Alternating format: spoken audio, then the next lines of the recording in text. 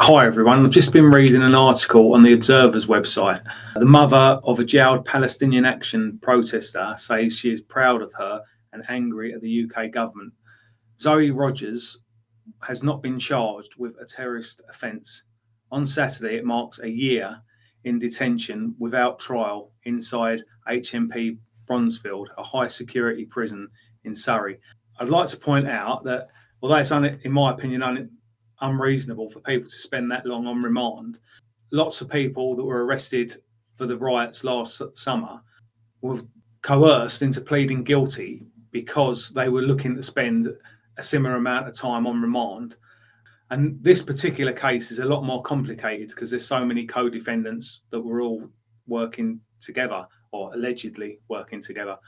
Most of the people charged with the rioting last summer were charged with individual actions. So there wasn't co-defendants, or there was only a few co-defendants. I think there was about 12 in this case. I'll get to that later in the article. One of the things they point out is that Zoe suffers from autism, which draws the point, why weren't her parents or her mother, I don't know if her father's still on the scene, why wasn't her mother monitoring her better, trying to keep her out of trouble or things like that? A lot of the time, things like autism is exaggerated to try and, when someone commits some sort of crime, to try and get them off lightly by making them out to be the victim because they suffer from autism. But obviously, in some cases, people do suffer really badly from autism. My next point is, why did Palestine Action, or more accurately, the people allegedly committing the crime with her, take somebody who is a vulnerable person with them?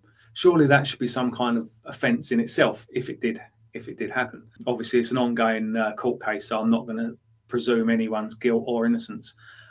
I personally disagree with what Israel is doing in Gaza. In my opinion, it is a genocide. I know some people say it isn't a genocide, but all the evidence I've seen points to genocide to me anyway.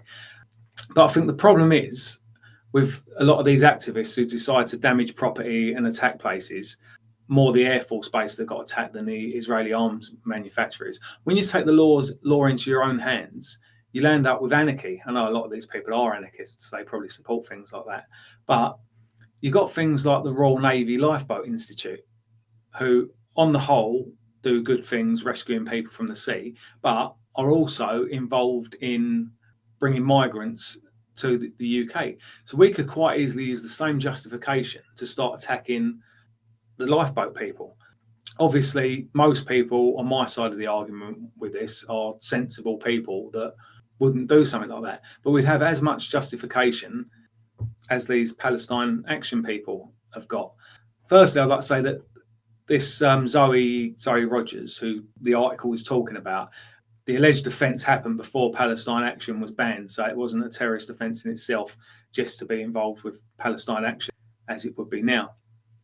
A lot of people are arguing that Palestine Action shouldn't have been banned when National Action and other groups were banned for a lot less than what Palestine Action's done.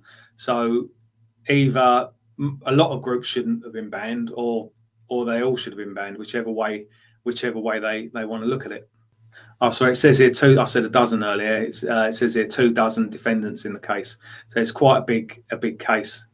It goes on to say how officers searched her bedroom at her family home and complained about things like that. But again, when somebody's arrested on some sort of terrorism charge, it's understandable that their property will be searched. And it goes on to say that she's been denied bail because she may reoffend. And to me, it looks like with groups like that, there is a strong possibility of someone reoffending, especially when there's no real deterrent from the parents, who don't seem to think they've done anything wrong and seem to blame the government for it. And even the grandparents have offered to put up a sum of money to secure her release.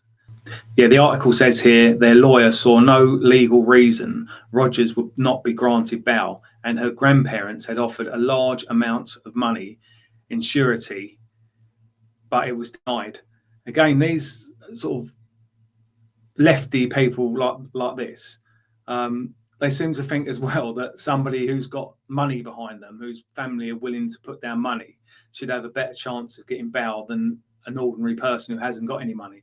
And the same people would complain, most probably, I don't know for definite they would, but that type of people would complain that blacks are less likely to receive bail than white people. But the reason that is because of a class issue, like I said in many videos, a class issue rather than a race issue, where wealthy people can afford to put down sums of money, own property, so that's granted in their favour and things like that.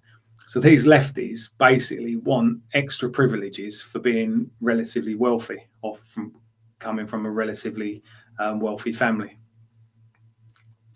I don't know whether she does really have autism or not, or probably more realistically, to what degree, how bad her autism is. But if she does suffer from autism that badly that she doesn't know that it's wrong to be attacking property, then her mother and the people that enticed her into committing the crime should be ashamed of themselves, and definitely her co-defendants, again, if they are guilty, should be guilty of a charge of grooming a vulnerable person. I understand she's 20, not a child. I'm only talking about if her autism is actually that bad. Thank you very much for watching, everyone. Please like and subscribe.